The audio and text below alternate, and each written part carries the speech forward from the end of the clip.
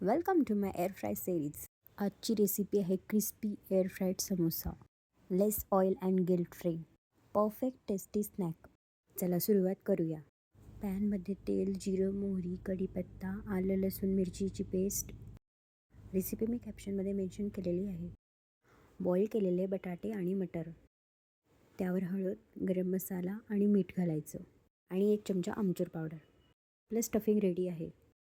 आता एका बाउलमध्ये गव्हाचं पीठ घ्या किंवा मैदा घ्या. त्यात थोडा ओवा आणि तेल घालायचं आणि छान एक डो बनवायचा.